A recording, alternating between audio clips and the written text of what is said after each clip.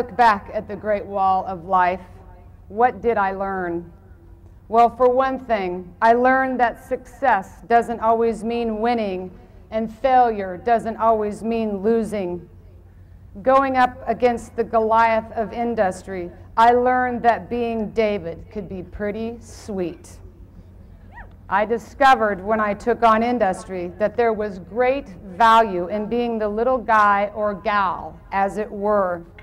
If for no other reason, any victory I had would have to be enormous simply by the fact of its own unlikely happening. In fact, taking on the establishment usually means losing.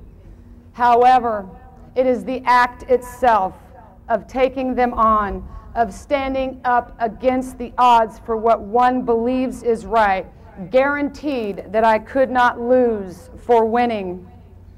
As it happened, my education was taken in the great University of Living. I earned my degree in failing. I finally graduated the day that I realized the measure of my own accomplishments. That was the day, as a human being, I first saw that something was morally wrong in the world in which I was living and bringing up my very own children.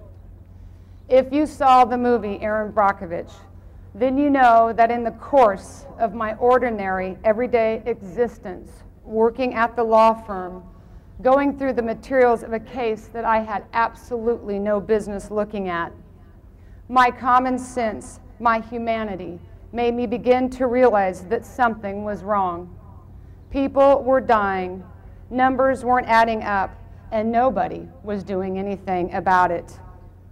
It wasn't anything factually specific that I found. It was just a feeling that I had something was wrong. No lightning bolts of self-righteousness hit me, but things just didn't feel right, and I needed to know what was wrong and why. That was the commencement of my real journey. Later on, taking on the industrial establishment and wanting to do something about it became my goal. What I learned from the famous case that you might know about was that I had actually been working my whole life to find out who I really was, what life meant to me, what the value in a simple blade of grass was, and that my purpose in life was going to be to protect it, nourish it, and let it live. Each day that that blade of grass lived, so did I, and so did we all. There is a blade of grass that exists in each of us.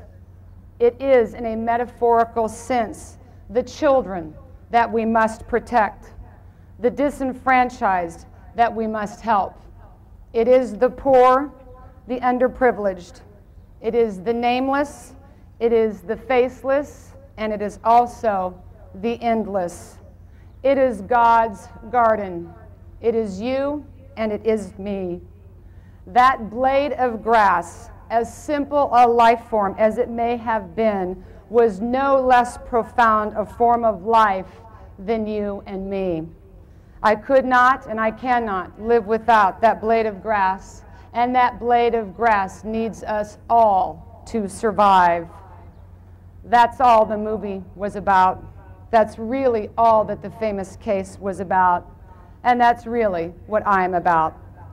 The realization of the value of life all around us, which has a universal God-given right to thrive without artificial or man-made threat, was in fact a victory no matter what the outcome was. That became my next celebration of life.